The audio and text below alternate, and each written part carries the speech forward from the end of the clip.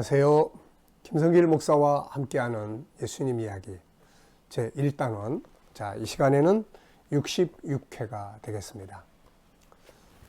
자, 그러면 또 한번 쭉 살펴보고 다음 이야기 하죠.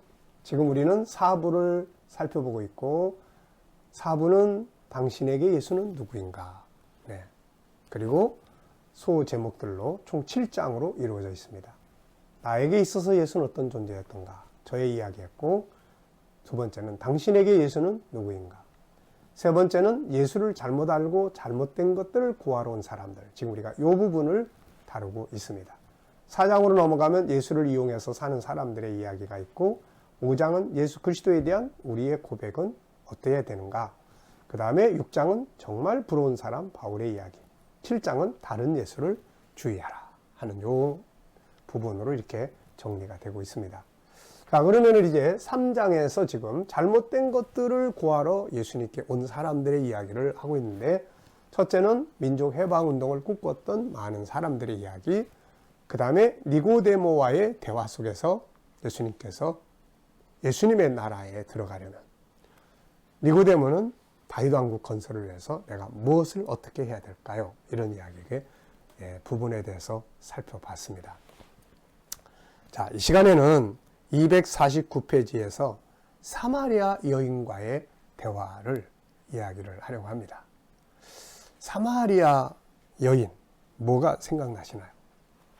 우물가의 여인처럼 난 구했네.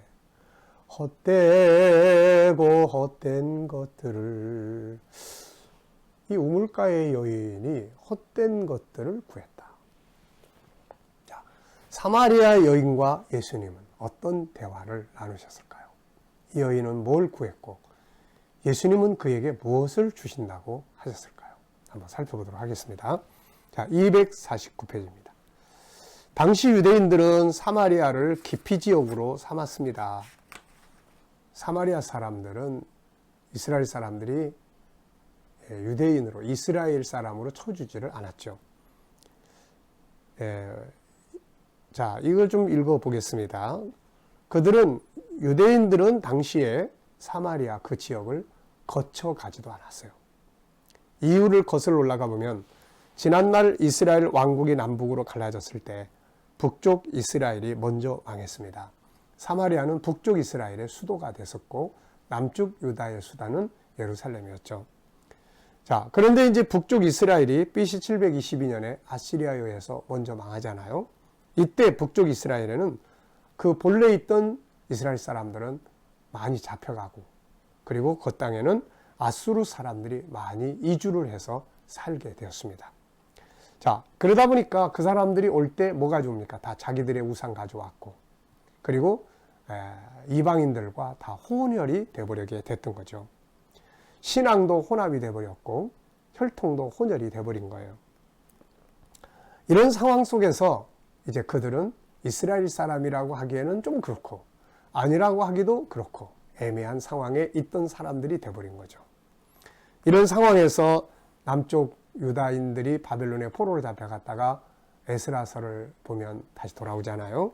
돌아와서 이 사람들이 성전을 건축을 하게 됩니다. 그런데 이때에 이 사마리아 지역 사람들이 와서 우리도 성전 건축에 참여하게 해달라. 우리도 여기에 와서 여호와를 섬기고 살았다. 이렇게 이야기를 하죠. 그런데 유대인들이 거절합니다. 그랬더니 사마리아 사람들이 오히려 거꾸로 회방꾼들이 되게 됐죠. 그래가지고 에스라 4장 1절로 4절에 보면 이 사람들은 이제 계략을 꾸며가지고 성전 공사를 회방해서 막아버립니다. 이런 배경들 때문에 유다와 사마리아는 서로 같은 민족, 같은 나라 사람이라고 생각하지 않게 되었고, 교류도 하지 않았고, 유대인들은 그들을 멸시했습니다. 이방인 취급을 했던 거죠. 그런데 예수님은 유대인의 신분이었지만 그곳으로 가셨어요. 그곳에도 구원받아야 될 사람들이 있기 때문인 거죠. 주님은 그곳에서 한 여인을 만납니다. 그리고 대화를 시작을 했는데 대화의 주제가 물이었어요. 물. 자, 한번 잘 보십시오. 요한복음 4장 10절로 14절, 예수께서 대답하여 가라사대 내가 만일 하나님의 선물과 또 너에게 물 좀 달라는 이가 누구인 줄을 알았더라면 네가 그에게 구하였을 것이요 그가 생수를 내게 주었으리라. 자, 네가 만일 하나님의 선물이 뭔지를 알고 있다면 또 너에게 물을 달라는 이가 누구인 줄 알았다면 네가 그에게 구했을 것이다. 그랬더니 이 여인이 이렇게 말하는 거예요. 물론 이 앞에 이야기가 또 있죠. 예수님 물 좀 달라고 그러니까 당신은 유대인 같은데 왜 나에게 물을 달라고 하십니까? 이런 앞에 대화가 있고요.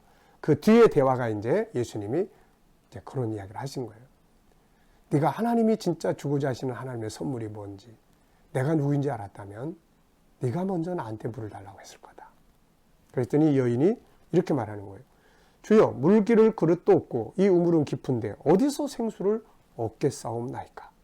우리 조상 야곱이 이 우물을 우리에게 주었고 또 여기서 자기와 자기 아들들과 짐승이 다 먹었으니 당신이 야곱보다 더 크니까.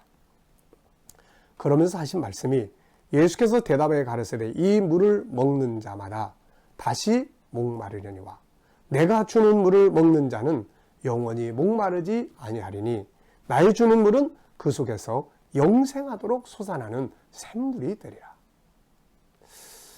자, 여러분, 이 말씀을 보면서 뭘 느끼시나요? 이 대화를 보면서. 저는 이 대화를 보면서 이런 생각을 참 많이 했어요. 인간이 구하는 것, 주님이 주시겠다고 하신 것, 그 차이가 뭐예요? 인간이 구하는 물은 먹으면 또 목마르는 세상 물이고 주님이 주시겠다고 하는 것은 마시면 다시 목마르지 않는 영생하는 물. 이 차이점이 있는 거예요. 자, 오늘도 우리는 마시면 또 목마르는 그 물을 달라고 구하나요? 아니면 마시면 영원히 속에서 생수가 흘러넘치는 것처럼 영생하는 이 생수를, 이 물을 구하기 위해서 예수님께 오나요? 나중에 이 여인은 물동이를 버려두고 마을로 들어갑니다. 세상 물보다 더 중요한 물을 알게 된 거죠. 오늘 우리도 이런 은혜가 있어야 할 줄 믿습니다. 한번 읽어보죠. 자, 역시 앞에서 다루었던 사람들과 동일한 모습을 보여주고 있어요. 사마리아 여인은 마시면 또 목마르는 세상의 물을 구하고 있고 예수님은 그 여인에게 영생하도록 솟아나는 물을 주겠다고 하신 겁니다. 이 사건 역시 우리가 주님께 구해야 할 것이 뭔지를 보여주고 있어요. 오늘날도 얼마나 많은 사람들이 마시면 또 목마르는 세상의 것들을 구하기 위해서 주님께 나오고 있습니까? 이게 잘못된 건 아니에요. 물 마셔야 되잖아요. 우리 육신이 있으니까. 근데 그거는 목적이 될 수가 없는 거예요.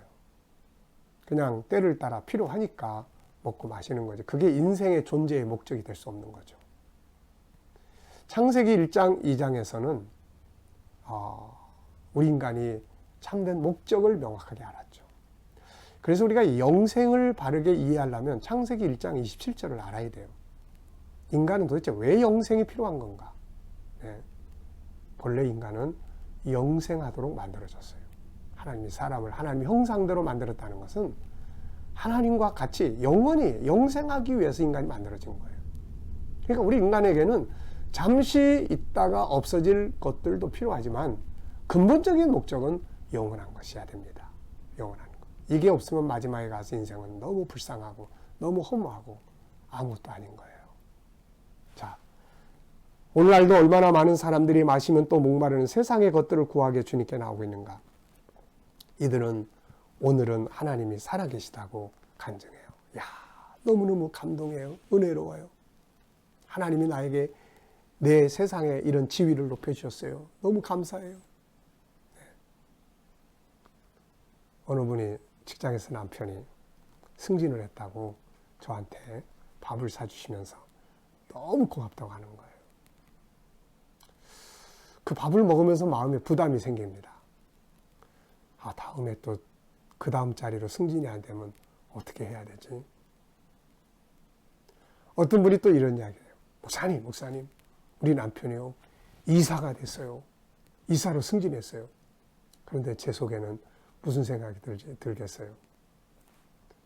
이사가 되면 이제 이사해야 되는데, 이제 그 자리에서 내려와야 되는데, 과연 내려올 때, 높여줬을 때 하나님이 하셨다고 하던 이 사람들이 이제 나와야 될 그 시기에 하나님이 해주셨다고 하실까?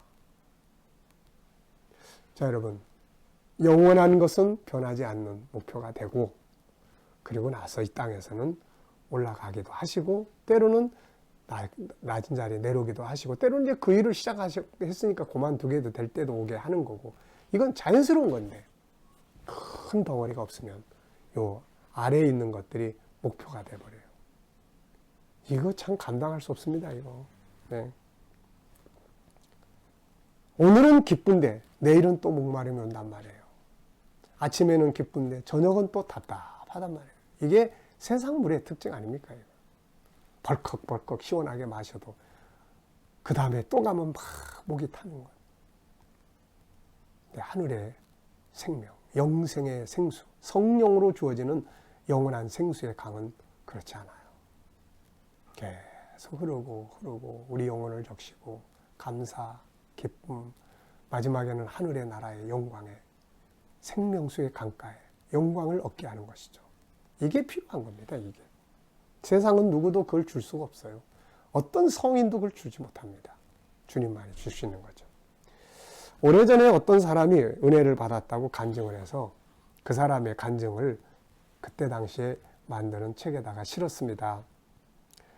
그런데 그 책이 나오기 전에 이 사람이 그때 그 간증했던 그것을 다 버리고 변질이 돼버린 모습을 봤어요.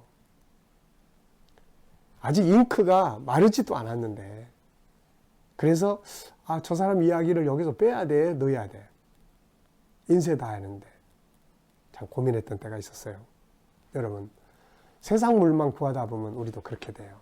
근데 하늘의 그것을 구하면, 영생의 생수를 구하면 세상이 힘들어도 어려워도 그 생명의 강이 내 안에 흐르기 때문에 변함이 없게 되는 거죠. 우리가 분명히 알아야 합니다.